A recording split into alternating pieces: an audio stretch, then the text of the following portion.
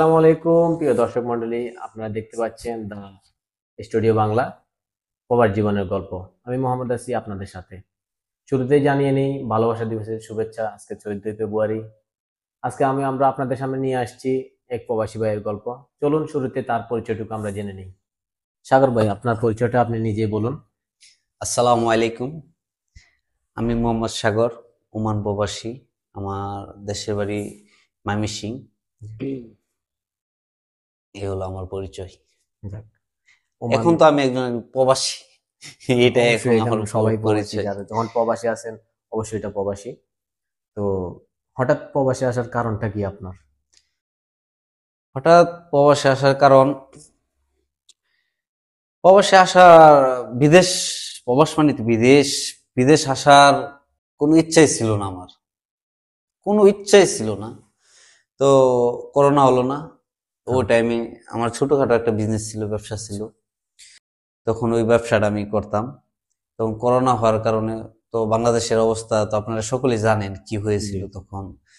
Lockdown, পুরা দুনিয়া lockdown. পেট তো আর লকডাউন মানে না, আর্থিক অবস্থা লকডাউন মানে না। তখন ওইখানে আমার দোকান ছিল, দোকানের ভাড়া ছিল। তখন আমি একটা রুমে থাকতাম, রুম ভাড়া ছিল। ওইগুলা মিলে প্রায় প্রতি মাসে 6,000 প্লাস খরচ হতো ওদের ওইখানে। তখন এগুলা প্রায় 1 বছর এভাবে চলে। 1 বছর এভাবে চলার পরে করোনা কিছুটা নিয়ন্ত্রণে আসার পরে তখন আবার আমি ব্যবসাটা রানিং করি। তখন তেমন একটা ভালো চলে না। তখন এই ব্যবসা বাদ দেয়া মানে অন্য কোনো ভাবে, আমার তো তেমন একটা আর্থিক অবস্থা ভালো না, আমি কিন্তু গরিব করেছিলি। তখন আমি অন্য একটা চিন্তা ভাবনা করি যে অন্য একটা ব্যবসা করব। তখন আমি ইয়া আমার এক ফ্রেন্ড ছিল, বন্ধু। ও বলতেছে, সাগর ভাই চলেন আমরা তরমুজ বেশি। আচ্ছা। তখন আমি তরমুজের ব্যবসা করি। তখনও আমার মাথার মধ্যে বিদেশ আসার কোনো চিন্তা ভাবনা নাই। প্ল্যান ছিল না আপনার? না, তখন আমার হাতে 40,000 টাকা ছিল। ফার্স্টে যেদিন তরমুজ আনি, ওই দিন আমার লাভ হয়েছিল 10,000 টাকা।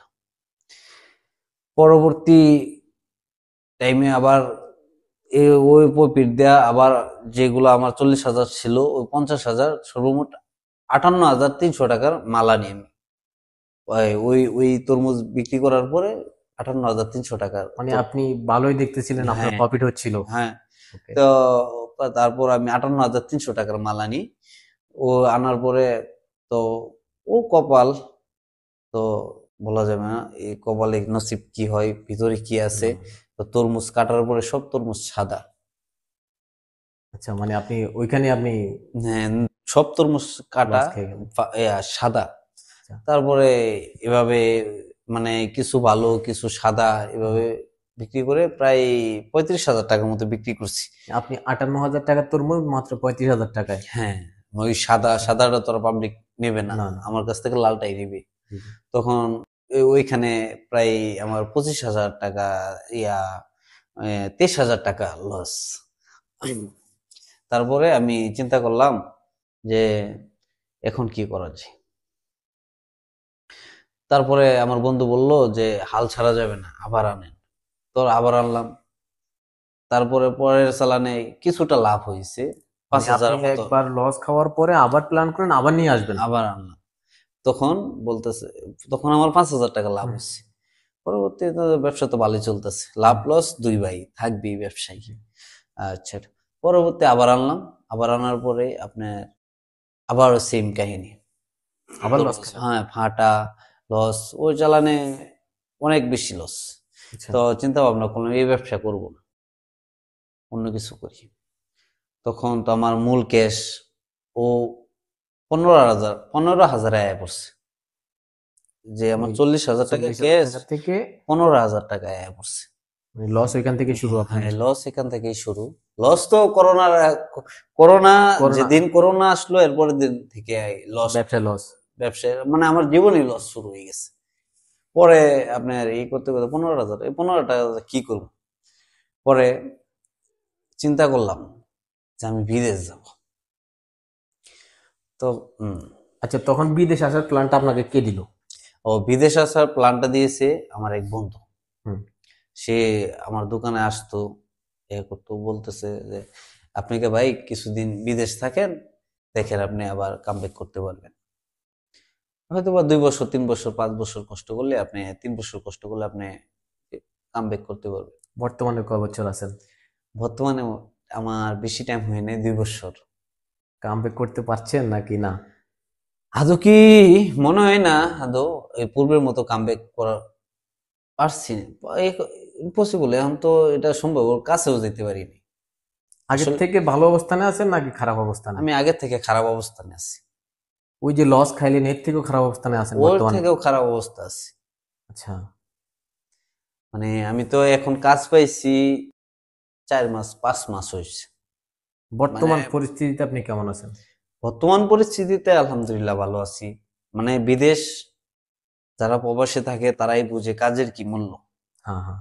যারা বিদেশ প্রবাসে থাকে তারাই বুঝে কাজের কি মূল্য, একটা কাজের কত মূল্য।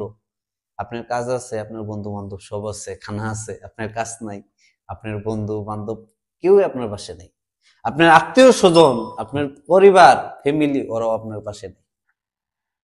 এটা এটা রাইট বলছেন আপনি, এটা আপনার correct। কাজ আছে, আপনার কাজ আছে, সবাই আপনার পাশে আছে। তো যারা আমার মতো বিদেশ আছে, প্রবাস, প্রবাস নামের জেলখানা যারা আছে, তারাই একমাত্র বলতে পারবে যে আসলে এই বিদেশে একটা কাজের কত মূল্য। আপনার কাছে প্রবাসটা জেলখানা কেন মনে হলো? অবশ্য জেলখানায় তো এখানে মানে কেউই ফ্যামিলি আত্মীয় স্বজন কেউই নেই, এটা একটা জেলখানা। ডিউটি করো। আমি সকাল 5টায় ঘুম থেকে উঠছি, হ্যাঁ। সকাল ভোর 5টায় ঘুম থেকে উঠছি। হ্যাঁ, একটা রুটি খেয়েছি, 1 গ্লাস পানি খেয়েছি, ডিউটিতে গেছি। দুপুরবেলা একটা পার্সেল আনছি, একজনের খাবার দুজনে বন্টন করে খাইছি। শুধু ডাইল, ডাইল আর আলু ভর্তা।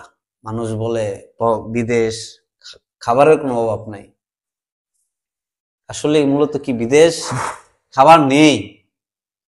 যা যে খাইতেছে হে তো খাইতে আছে, আর যে না পাইতেছে এর মতো খানা, মানে ওর কাছে যে খানা কি জিনিস একমাত্র ওই বলতে পারবে যে খানা কি জিনিস। তো আবার রাত্রে ডিউটি থেকে আসতাম, হ্যাঁ। বাসায় আসতে আসতে 7টা বাজত। তখন এসে গোসল করতাম, গোসল টোসল কইরা খানা বানাইতাম। খানা বানাইতাম কি, আমি আলু, শুধু আলুর ভর্তা, পেঁয়াজ নাই আমার রুমে, পেঁয়াজ নাই, শুধু আলু সিদ্ধ করে ভাত খাইছি, শুধু আলু সিদ্ধ করে ভাত খাইছি। এই বিষয়গুলো কি আপনার ফ্যামিলি জানে? না, আপনার বন্ধু বান্ধব জানে? না, কাউকে জানাইছি না, কখনো বলেন না কাউকে? কাউকে বলি নাই। নাকি বলার মতো কাউকে পানি নেই এরকম? বলার মতো আসলে তো অনেকেই ছিল, কিন্তু ওরা শুনে মজা নিত, কিন্তু কোনো কিছু করতো না। তারা এটা আসলে বিশ্বাস করতো না যে না, প্রবাসে বিশ্বাস আপনি কষ্ট করতো না তো, করতেছেন? কোনো সময় বিশ্বাস করতো না যে বিদেশ আসলে এত কষ্ট। ও খানা না, খানা পাইতেছে না এমন কষ্ট কেউ, এটা কেউ বিশ্বাস করতো না। বর্তমান ফ্যামিলি পরিস্থিতি কেমন? বর্তমান ফ্যামিলির পরিস্থিতি মোটামুটি ভালো। এক সময় অনেক খারাপ গেছিল, যখন আমি ওমানে আসার পরে 8 মাস, 8 মাস আমি বসে রয়েছি। 8 মাস টানা 8 মাস আমি বসে আছি। আমি নতুন একটা মানুষ ওমান আসার পরে, যে আমার আনছে তারও কোনো খবর নাই। আমি যার কাছে ছিলাম, মানে একটা কুকুর যেমনে থাকে না, একটা কুকুর, আমার মনে ইচ্ছে হয়েছে এটা ওদের খানা দিমু, দিলাম, মনে ইচ্ছে হয়েছে দিমু না।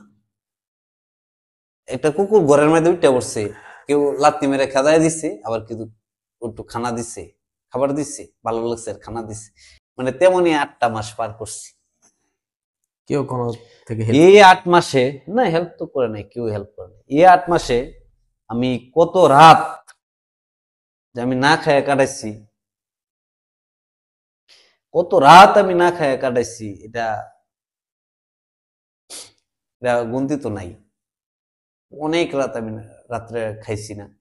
আমি একটা পার্সেল কিনছি, আমার কাছে ওমানের 400 পয়সা, হ্যাঁ। একটা পার্সেলের দাম 400 পয়সা। একটা পার্সেল কিনছি দুপুরও, এটা দুপুরে খাইছি, ওই রাত্রে খাইছি। একটা কথা বলতে চাই, ওমানের যে 400 পয়সা, ওটা দিয়ে মানে পার্সেলটা পাওয়া যায়, তবে একেবারে নর্মাল। হ্যাঁ, ওইটাই তো বললাম না, যে আলুর ভর্তা আর ডাইল। আলুর ভর্তা ডাইল খেতে খেতে আমার পেটটা জাল হয়ে গেছিল, সবাই বলতো। তো আপনি যার মাধ্যমে আসছিলেন, যে আপনি বলছেন আপনার কাজিন, তো তার কি আর পরবর্তীতে কোনো খোঁজ পান নাই? না, তারে পরবর্তীতে আর কোনো খোঁজ পাই নাই। কারণ সে আমার যে পতাকাটা বানাইছে, ও পতাকাটা তার কাছে ছিল। আচ্ছা। আমি পতাকার জন্য কাজ করতে পারিনি, পতাকাটা তার কাছে ছিল। তারে ফোন দিতাম, মেসেজ দিতাম, কোনো উত্তর আসতো না। অনেক দিন গেছে, পরে তো পতাকা পাইলাম আমার এক শুভাকাঙ্ক্ষীর মাধ্যমে।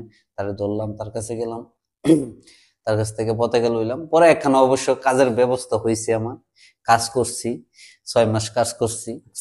কাজ করার পরে আমার একটা পয়সাও দেয় নাই। ওটা কি ওমানি ছিল নাকি কোনো ওমানি, বাঙালি বা ইন্ডিয়ান? না না, ওটা ওমানি ছিল, কিন্তু আমার কাজে নিয়ে দিছিল এক বাঙালি ভাই। আচ্ছা। তো আমি 6 মাস কাজ করছি, আমার এক পয়সাও দেয় নাই 6 মাস। ওটা কি কোনো সাপ্লায়ারের মাধ্যমে ছিল না? না, ওইটা আমি মাঝরাতে কাজ করতাম। হ্যাঁ, মাঝে। মাজরা, হ্যাঁ। গরু ছিল, তারপরে আপনার ছাগল ছিল, ওইগুলা পালতাম আর কি। যাক। তো বর্তমানে যে চাকরিটা করতেছেন, এখন যে চাকরিটা করতেছেন মোবাইল শপে, ওইটাতে কিভাবে আসলেন এখান থেকে? ওইটাতে আমার এক ভাই, ও ও ও নিয়ে আসছে আর কি, ও এনে এখানে দিচ্ছে। যাক, আপনি মোবাইলের কাজটা সব পারেন কিনা বর্তমানে? আলহামদুলিল্লাহ, মোটামুটি পারি আর কি। এখন যে ইনকাম টা করতেছেন, ওটা দিয়ে চলতেছে আলহামদুলিল্লাহ? হ্যাঁ, এখন যে ইনকাম চলতেছে, এতে আমি লাখ লাখ শুক্রিয়া আল্লাহর কাছে। আমার তো এটাও ছিল না। মানুষের চাওয়ার আসলে কোনো শেষ নাই, কিন্তু এতে আমি এখন যা পাচ্ছি, এতে হুম। আমি আলহামদুলিল্লাহ। আচ্ছা সাগর ভাই, আপনার প্রবাসের সবচেয়ে কষ্টের মুহূর্ত কোনটি? আমার প্রবাসের সবচেয়ে কষ্টের মুহূর্ত, আমার নেই কাজ, পকেটে নেই পয়সা। তো আমার এক দেশি দেশি ভাই বলতে, আমাদের ময়মনসিংহে বাড়ি, ও বলতেছে যে আপনি বোতল টুকান, বোতল বোতল টুকাইলে, বোতল কিংবা ক্যানের ডিব্বা, ওগুলা টুকান। আই তো মিন এসকারাপ। হ্যাঁ, স্ক্র্যাপ, ওটা ওটা টুকান, ওটা বিক্রি করলে আপনার কিছু পয়সা হইবে। আচ্ছা। তা ওইটা টুকাইলে আবার সাইকেল লাগে। তো সাইকেল একজনের কাছ থেকে আরেকজনে আমার একটা সাইকেল দিচ্ছে। তখন আমি ওই সাইকেলটা নিয়ে হুম। গেছি। আমি ফার্স্টের দিন গেছি, আমি তো নতুন, আমি কিছু বুঝি না। তখন আমি গেছি, যাওয়ার পরে তো আমি তো টুকাইতেছি, তখন পিছন থেকে বলো দিয়ে গাড়ি আইছি, গাড়ি দিয়ে আয় আয় আমার সাইকেলটা লয়ে গেছে। মানে ওই দিনই আমার সবচেয়ে বেশি কষ্ট লাগছে, পকেটে নাই পয়সা, অনেক সাইকেলটা আনছে আরেকজনের, ওই সাইকেলটা আমি কেমনে তারে কি কইয়াম। মানে ওই দিনটা আমার জীবনে অনেক কষ্টে গেছে। তখন আমি কি করাম, এই চিন্তা করতে করতে তখন আমার একটা ফোন ছিল, ফোনটা আমি বিক্রি কইরা ওনার সাইকেলের 20 টাকা, আমি ওনাকে 20 টাকা দিয়ে দিছি। তো এয়ারপোর্টে তো অনেক দিন, প্রায় 2-3 মাস মানুষের ফোন দা বাড়িতে একটু একটু কথা বলতাম, আমার কাছে ফোনও নাই। তো আপনি বিদেশটা কিরকম। বাড়িতে যোগাযোগ করার জন্য মোবাইলও ছিল না না আপনার? না, মোবাইলে ছিল না। এই 2 বছরে আপনি নিজের জন্য কি করছেন আর ফ্যামিলির জন্য কি করছেন? এই 2 বছরে নিজের জন্য তো কি করবো জানি না, নিজের জন্য কি আগামী 10 বছরে কিছু করতে পারি নাকি জানি না। ফ্যামিলির জন্য তো কিছুই করতে পারিনি, কিছুই না। আমি যে টাকা এনজিও থেকে নিয়ে আসছি, এর 3 ভাগের 1 ভাগ টাকাও আমি দিতে পারিনি। মানে আপনি যে ঋণগুলো করে আসছেন, এগুলো এখনো পর্যন্ত শোধই করতে না না, পারেন নাই? এগুলো এখনো আমি শোধ করতে পারিনি, এগুলা সুদের টাকা আমার এখনো দিতে হতো। মিনিমাম কয় লাখ টাকা ঋণ আছে? মিনিমাম এখনো ঋণ আছে আপনার 3 লাখ, এখনো তিন তিন লাখ লাখ ঋণ প্লাস। আছে? ও, আমি এখানে আসার পরে আমি তো বাংলাদেশ থেকে টাকা এনে খাইছি। আচ্ছা। মানে টাকা নাই আমার ফ্যামিলির মধ্যে, তারপর তারপর তো আপনি আমি না খাই। দেশের থেকে আনাইছেন? হ্যাঁ, দেশে থেকে কিছু কিছু আনাইছি, খাইছি, আবার দেশে খাইছি। দেশে ওই ওই যে ঋণটা লইছি আমি, ওইটা সুদ দিতে হইছে। এভাবে বাড়তে বাড়তে 3 লাখ প্লাস হয়ে গেছে। বর্তমানে দেশে যাওয়ার কোনো প্ল্যান আছে কিনা? না, বর্তমানে দেশে যাওয়ার কোনো প্ল্যান নাই। আগামী 3 বছর, 5 বছর? সেটা বলা যায় না। তো আগামী 3 বছর ও ঋণ টিন দিয়া তারপরে দেশে যাওয়ার প্ল্যান আছে আর কি। বিয়ে শাদী করছেন কিনা? হ্যাঁ, বিয়ে শাদী করছি। ছেলে মেয়ে কয়জন? আমার এক ছেলে। যাক। ছেলের বয়স কত? ছেলের বয়স 3 বছর। প্রতিদিন কথা হয় ফ্যামিলিতে? হ্যাঁ, ফ্যামিলিতে প্রতিদিন কথা হয়। কেমন মিস করেন ফ্যামিলিকে? ফ্যামিলিকে তো সবাই মিস করে, সবাই যারা বিদেশে আছে, প্রবাসে আছে, তারা নিজের চাইতেও বেশি যত্ন নেই ফ্যামিলির। প্রত্যেকটা প্রবাসী সেম, নিজের যত্ন, নিজের কেয়ার কখনো করে না। ও জিজ্ঞেস করতেছে ফ্যামিলির লোকজন কেমন আছে, ফ্যামিলি কি করতেছে, ওইটাই কেয়ার করে সবার ক্ষেত্রে। এইটা আপনার ফেভারিট ফুটবলার কে? Lionel Messi, favourite cricketer? David Warner, favourite নায়িকা? ক্যাটরিনা কাইফ, ফেভারিট নায়ক? সালমান খান। ফেভারিট খেলা কি? গান গাইতে পছন্দ করেন নাকি গান শুনতে? গান শুনতে। গান গাইতে পারেন? বেশি পারি না। একটা গান শোনান। কি বাদনে বানসরে গর, ওরে গর লড়বর করে, আমার গর লড়বর করে। দর্শকদের উদ্দেশ্যে কিছু বলেন, কি বলতে চান? আমি দর্শকদের উদ্দেশ্যে একটা কথাই বলতে চাই, আপনারা যারা বিদেশ আসবেন তখন আপনারা ভালো করে চিন্তা ভাবনা করে আসবেন। ফ্যামিলিতে কোনো ঋণ লোন নিয়ে বিদেশ আসবেন না, এটা আমার ফার্স্ট কথা। আর আপনারা বিদেশ আসবেন, কোথায় কাজ, স্যালারি কেমন, থাকা খানার সুবিধা কি, ওইগুলা সব খোঁজ খবর নিয়ে আসবেন। আর দালালের মাধ্যমে কেউ বিদেশ আসবেন না, এটা আমি আবারও বলতেছি, দালালের মাধ্যমে কেউ আপনারা বিদেশ আসবেন না। আপনাদের যদি শুভাকাঙ্ক্ষী কেউ থাকে তাহলে ওদের হাত ধরে বিদেশ আসেন, দালালের মাধ্যমে বিদেশ আসবেন না। ঠিক আছে ভাই, আমি সকলের উদ্দেশ্যে একটা কথাই বলি, আপনারা বিদেশ আসার আগে সব বাড়িতে কোনো কাজ শিখে আসেন, কাজ ছাড়া কোনো মূল্য নাই, বিদেশ কাজ শিখে আসেন। হ্যাঁ, আর বাড়িতে কোনো ঋণ লোন এনজিও ওগুলা করে বিদেশ কেউ আসবেন না। ঠিক আছে ভাই? চোখ ভর্তি ঘুম আর মন ভর্তি কষ্ট, মুখ ভর্তি হাজারটা মিথ্যা হাসি, এরই নাম আমরা প্রবাসী। তো আপনারা এতক্ষণ দেখতে পাচ্ছিলেন সাগর ভাইয়ের জীবনের গল্প, প্রবাস জীবনের। সাগর ভাই লাস্ট যে লাইনটি বলেছিল যে আপনারা দেখে শুনে আসবেন, আসলে আপনারা দেখে শুনে আসবেন। ইনশাল্লাহ আপনাদের মাঝে আমরা আরো প্রবাসী ভাইদের গল্প নিয়ে হাজির হব। তার জন্য আপনারা আমাদের ইউটিউব চ্যানেলটি সাবস্ক্রাইব করে রাখুন এবং কি পাশে থাকা বেল আইকনটি প্রেস করে রাখুন। আর আমাদের ফেসবুক পেজ প্রবাস জীবনের গল্প অবশ্যই ফলো করে রাখবেন। শেয়ার, লাইক, কমেন্ট করে আমাদের পাশে থাকুন। ইনশাল্লাহ দেখা হচ্ছে আগামী ভিডিওতে, আগামী কোনো প্রবাসী ভাইদেরকে নিয়ে। আসসালামু আলাইকুম, সকলে ভালো থাকবেন। Yeah.